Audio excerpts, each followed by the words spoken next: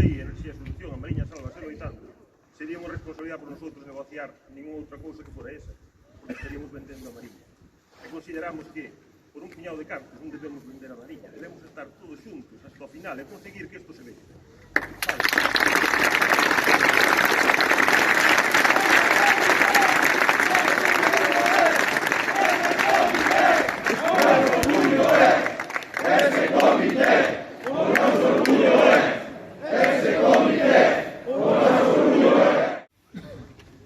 Por responsabilidade,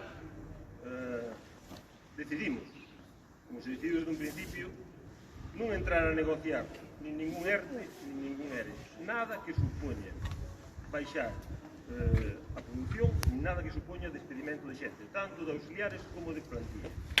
Vale.